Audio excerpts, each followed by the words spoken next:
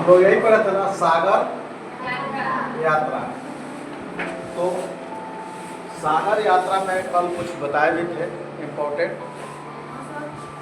आज जो है कोई भी पाठ पढ़ते हैं तो पढ़ने के क्रम में जो मुख्य बिंदु होता है उसको अगर हम नोट कर लेते हैं तो पाठ्य का मुख्य बिंदु हमारे दिमाग में सेट कर जाता है। और परीक्षा के भी दृष्टि से या पाठ का जो मुख्य कंटेंट है अगर कोई पूछता भी है तो उसको बताने में आपको क्या होती है, आसानी। तो सागर यात्रा में सबसे पहले हम जो है अभियान, इसको जानेंगे अभियान। अब पहले ये जानने की कोशिश करें कि अभियान कहते किसे हैं, अब अभियान क्या होता है। तो अभियान जो है निश्चित समय में निश्चित अपने उद्देश्यों को पूरा करना होता है। जो भी आपका उद्देश्य हो, अगर अभियान नाम दे दिया गया है तो उसको एक निश्चित समय में 1 माह, 2 माह, 5 माह, 1 साल, 2 साल, 5 साल, जो भी आप समय अवधि दे दें, एक टारगेट रहता है कि हम अपने उद्देश्यों को पूरा कर लेंगे। उसी को क्या कहते हैं, अभियान कहते हैं। क्या कहते हैं? और उस अभियान में जो शामिल लोग होते हैं उसको क्या कहते हैं, अभियान दल। क्या कहते हैं? अभियान दल। अभियान दल। तो सागर यात्रा करने में एक अभियान जो नाव से सागर यात्रा करना है, नाव से सागर यात्रा, उस नाव का नाम क्या है जी? तृष्णा। किससे यात्रा करेंगे लोग? तृष्णा से। उस नाव का नाम भी याद रखिएगा कि जिस नाव से अभियान दल पूरे सागर का, पूरे दुनिया का चक्कर काटने वाले हैं, उस नाव का नाम क्या है? तृष्णा। अब जो है ये अभियान दल कहाँ के रहने वाले थे भाई? तो ये भारतीय लोगों की टीम थी। भारतीय लोगों की टीम थी। तो ये लोग जो है नाव से पूरे मतलब जो है विश्व का चक्कर काटकर जलीय मार्ग से अपना प्लान किए हुए हैं। अब उसी जब प्लान कंप्लीट हो जाता है, अभियान जब पूरा हो जाता है, तो अभियान दल के एक सदस्य ने अपनी पूरी यात्रा का वृत्तांत सुनाया है इस पाठ में। तो उसने कहा कि नौका पर जीवन, नौका पर जीवन। तो नौका पर आप जो जीवन जिएंगे तो जितनी सीमित साधन होगा। अब वहाँ अनुशासन भी है, जो काम दे दिए गए हैं आपको करने ही करने होते हैं। अनुशासन में जब आप रहकर कोई काम करते हैं हम लोग, उसका रिजल्ट क्या होता है? बेहतरीन होता है। क्या होता है? बेहतरीन होता है। तो इस अभियान दल में जितने लोग थे सब लोग अनुशासित थे। जिसको जो काम दे दिया गया उसको वो पूरे दिल से करते थे। अब जो है पहला कंडीशन था कि जो तृष्णा नाव थी तो उसमें एक बहुत बड़ा चक्का था जो हैंडल का काम करता था। 24 घंटा उस हैंडल को संभालना होता था। तो आप सोच सकते हैं कि एक व्यक्ति को लगा दिया जाएगा तो कितना मुश्किल होगा, बहुत मुश्किल होगा। तो उसमें एक घंटा पर आदमी को बदल दिया जाता था, आदमी को बदल दिया जाता। 1 घंटा एक व्यक्ति जो है पूरे मन से उस स्टीयरिंग को संभाले रखता था। ट्रेंड था कि नाव हमको किस दिशा में ले जाना है, मैप था। तो उस हिसाब से लोग काम करते थे। 1 घंटा में शिफ्टिंग चेंज होती थी। दूसरा, तृष्णा में जो है अत्याधुनिक नहीं थी, वो बड़ा हैंडल था, थोड़ा बल लगता था। अभी जो है बहुत आसान हो गया। अभी की जो टेक्नोलॉजी आई है वो बहुत आसान हो गया, उसको चलाना, उसको घुमाना। अब दूसरी व्यवस्था है कि एक व्यक्ति जो है निगाह रखता था वेल्स मछली पर, वेल्स मछली पर निगाह रखता था। कोई चट्टान पे निगाह रखता था, कि नाव उससे टकराए नहीं, टकराने पर क्या होगी, क्षति होगी। उसके बाद एक भूमिका होगी थी माँ की भूमिका, जिसको मदर वॉच बोलते हैं। इसकी भूमिका माँ की भूमिका, मदर वॉच। माँ का काम क्या है जी, इसको तो आप लोग जानते हैं। अपने माँ के काम को देखे हैं ना जी। आपके लिए खाना बनाती है, विभिन्न प्रकार की बनाती है। खाना खाकर आप छोड़ देते हैं तो बर्तन साफ करती है ना जी। उसके बाद शौचालय की सफाई होती है। अब ये लोग जो गए हैं तो खुद ही माँ है। तो एक व्यक्ति सप्ताह भर माँ की भूमिका अदा करता है, माँ की भूमिका अदा करता है। उसका काम वही है कि सभी अभियान दल के लोगों का खाना बनाएगा, बर्तन साफ करेगा, शौचालय की सफाई करेगा। क्यों करेगा भाई? कि जब आप अभियान पे गए हैं तो आपका स्वास्थ्य भी तो ठीक रहना चाहिए। और जब आप स्वच्छ भोजन नहीं करेंगे, अच्छा भोजन नहीं करेंगे, तो फिर आप ठीक ठाक रहेंगे।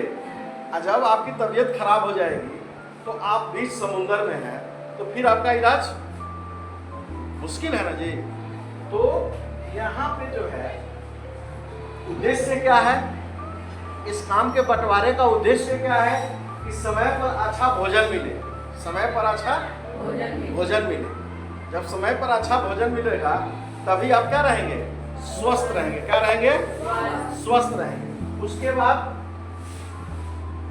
नाव को साफ सुथरा रखना है, क्योंकि आप एक लिमिट जगह में न रह रहे हैं जी। नाव का एक लिमिट जगह है, अगर उसमें गंदगी फैल जाएगा, रात दिन आप उसी में हैं, तो आपका स्वास्थ्य गड़बड़ होगा कि नहीं होगा।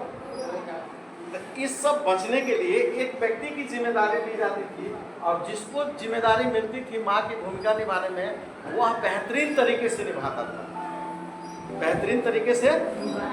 इससे आप क्या सीखे कि अगर आपको भी कोई भूमिका दी जाती है, कोई जिम्मेदारी दी जाती है, तो अनुशासन में रहते हुए आपको भी वो भूमिका निभानी चाहिए,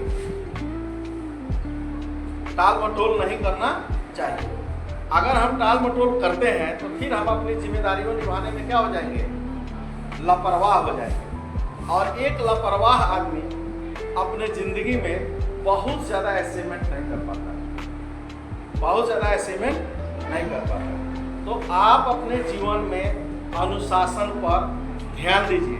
अगर आपको कोई काम मना कर दिया जाता है, तो अगर आप अनुशासित छात्र छात्रा हैं तो उसको आप नहीं करेंगे। आप अपने मन से करेंगे तो उसका परिणाम भी आप भोगने के लिए तैयार रहिए, परिणाम भी भोगने के लिए तैयार रहिए। उसका रिजल्ट भी बुरा होगा। नुकसान किसको होगा? आपका होगा, आपका समय बर्बाद होगा। और ये समय जो है रफ्तार में चल रहा है, जो रिजल्ट आपको मिलना चाहिए वह रिजल्ट आपके जीवन में नहीं मिलेगा। अब जो है उद्देश्य समझ गए। अब ऐसा नहीं कि हम शौचालय की सफाई नहीं करेंगे। तो भाई आप रह रहे हैं, आप उसको यूज कर रहे हैं, तो कौन साफ करेगा? हम ही लोगों को साफ करना पड़ेगा।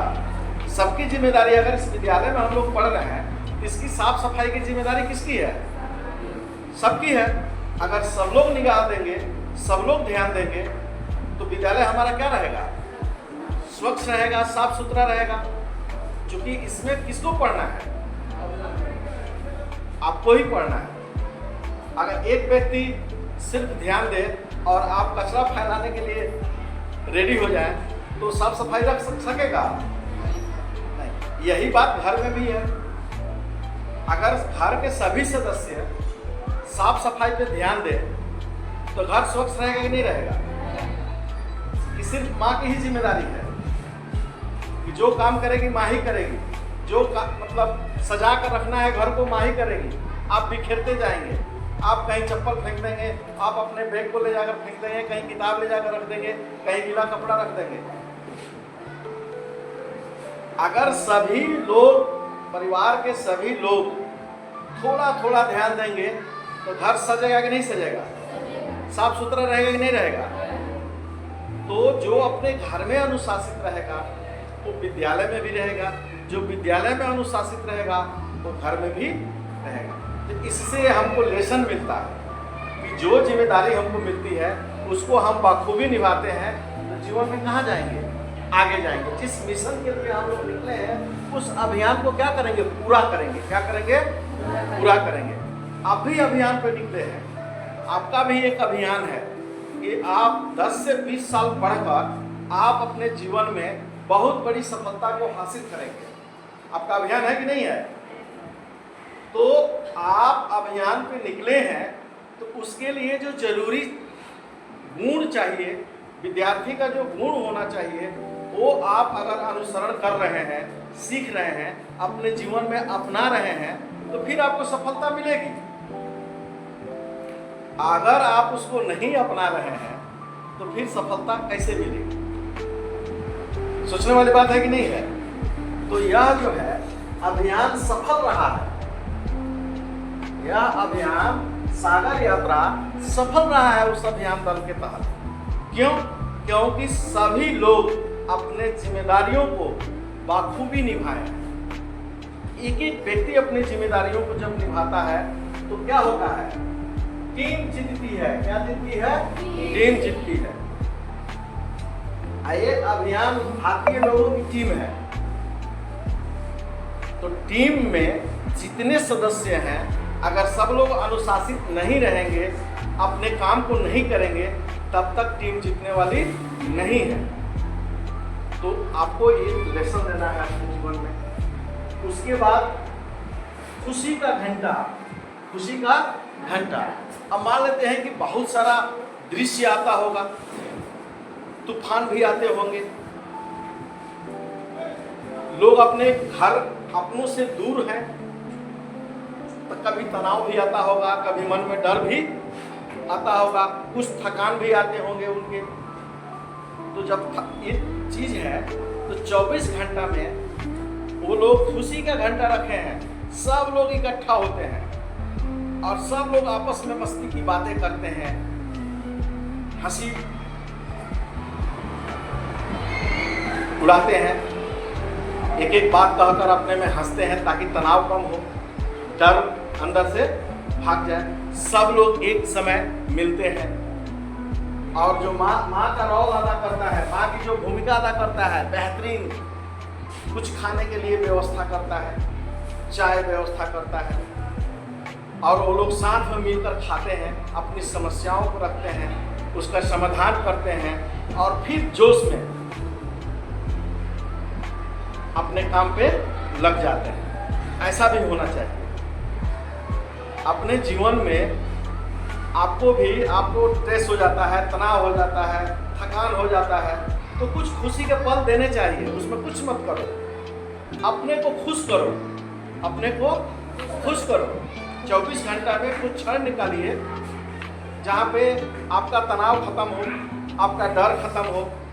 आप कुछ ऐसा मतलब माहौल क्रिएट करिए, आपका दोस्त भी हो सकता है, आपके फैमिली के लोग भी हो सकते हैं। आप बैठिए, इंजॉय करिए, खूब हंसिए। उससे क्या होगा, आपका माइंड फ्रेश होगा। क्या होगा? फिर आपका दिमाग जो है ऊर्जान्वित हो जाएगा दूसरे काम के करने के लिए। और जब आप दूसरा काम करिएगा, आप पढ़ने बैठिएगा तो फिर मन लगाकर पढ़िएगा और उसका रिजल्ट भी क्या होगा, सकारात्मक होगा। तो अपने व्यस्त जीवन में कुछ पल ऐसा निकालिए, कुछ घंटा ऐसा निकालिए, 1 घंटा नहीं मिले, आधा घंटा, वो क्षण एकदम बिल्कुल एंजॉयफुल हो। अच्छा खाइए, अच्छा बात करिए, कुछ चुटकुले, कुछ चीज़ों पे ठहाका लगाइए। क्या होगा, रिफ्रेशमेंट हो जाइएगा। क्या होगा, रिफ्रेश हो जाइएगा। जो थकान है वो क्या हो जाएगा, दूर हो जाएगा। तो ऐसा करने से आप क्या हो जाएंगे, आप में ताजगी आ जाएगी। क्या आ जाएगी, ताजगी आ जाएगी। और फिर से अपने काम पे जुटिएगा तो नई ऊर्जा के साथ उस काम को करिएगा। आपके मन से डर हट जाएगा, थकान हट जाएगा। तो ये जो है, इस पाठ से अपने जीवन में भी मैंने आपको बता दिया कि आप भी क्या निकले हैं, अभियान पे निकले हैं। क्या निकले हैं? आपका भी अभियान है ना जी, कि 20 साल तक हम मेहनत करके अपने जीवन में एक बेहतरीन सफलता को हासिल करना है कि नहीं करना है? तो ये तमाम गुण आपके जीवन में भी आना चाहिए। इस पाठ को पढ़ाने का यही उद्देश्य है कि जो सफल लोग अपने जीवन में किए हैं, अगर आप भी अपने जीवन में उतारेंगे, करेंगे, तो आपको भी सफलता से कोई रोकेगा कोई। ठीक है, तो फिर मिलते हैं हम लोग नेक्स्ट क्लास में, आगे पढ़ते हैं।